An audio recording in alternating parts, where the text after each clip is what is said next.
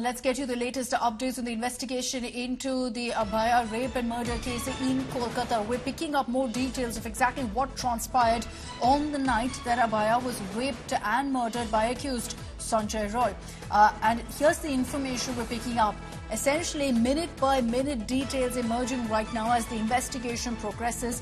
Abhaya was awake till at least 2:45 a.m. She was on a 35-hour-long shift, including a night shift.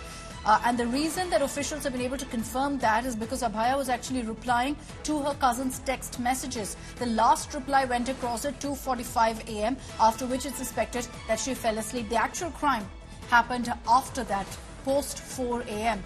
Arvind Ojha is joining us live with more details on this. Arvind, जो information और जो जानकारी अभी मिल रहा है वो ये है कि अभाया एक्चुअली फोन पे थी 2:45 तक, उसके बाद सो गई और 4 बजे वैसे संजय रॉय उस सेमिनार हॉल के अंदर गए थे।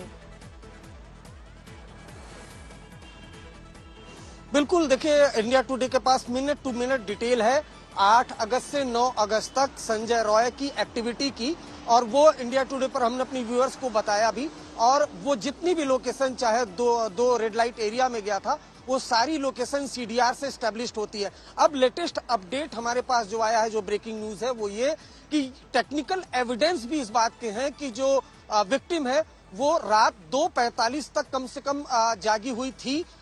जो टेक्स्ट मैसेज है वो एक्सचेंज हुआ था। दरअसल विक्टिम को उसके कजिन ने एक मैसेज किया था और 2:45 पर 9 अगस्त को विक्टिम ने वो मैसेज का रिप्लाई भी किया था।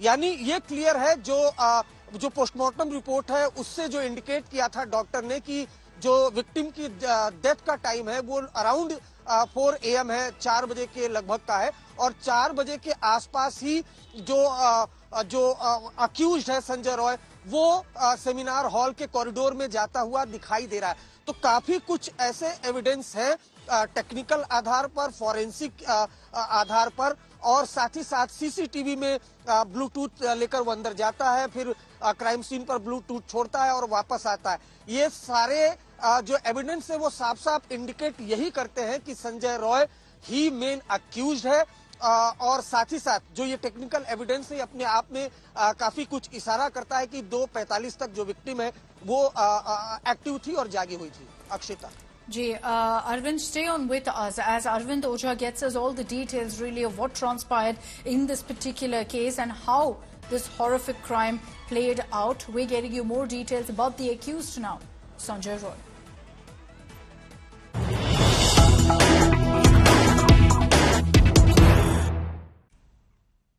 Details emerging of exactly where accused rapist Sanjay Roy was after committing the crime. And believe it or not, he actually got intoxicated a day after committing this gruesome crime. He had clearly no remorse whatsoever, had no sort of regret over what he'd committed, the kind of horrifying crime that he'd committed. Instead, the next day on August 10th, Sanjay got drunk again early in the morning, was completely unfazed, even when people told him that, look, the Kolkata police is looking for you, they are hunting for you.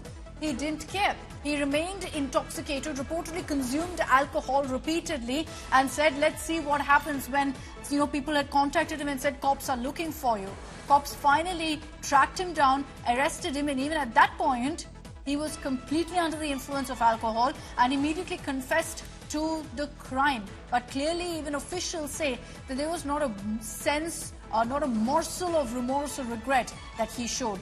Now, fresh medical tests have also been conducted on Sanjay Roy, and it shows scratch marks on him, essentially meaning that when he committed the crime, there was a fight back from Abhaya. Arvind Ojha is getting us more details on this. Arvind, जो अभी information आया है कि क्या संजय कर रहा था, उसके बाद हॉस्पिटल से जाने के बाद वो वापस गए थे, ही अगेन कंज्यूम्ड अल्कोहल, कहां पे था संजय रॉय, और पुलिस उसके बाद कहां जाकर उनको अरेस्ट किया था?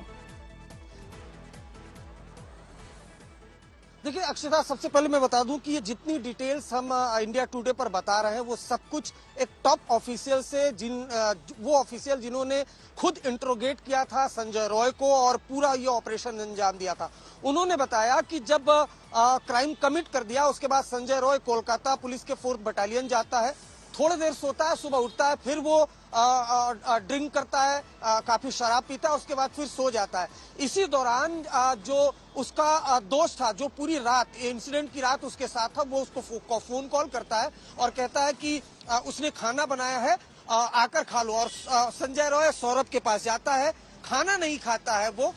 उसी दौरान सौरभ बताता है कि पुलिस तुम्हें ढूंढ रही है और आरजीकर हॉस्पिटल में कोई बड़ा क्राइम हो गया है, जिस पर संजय रिस्पॉन्ड करता है बहुत नॉर्मली कि मैं देख लूंगा।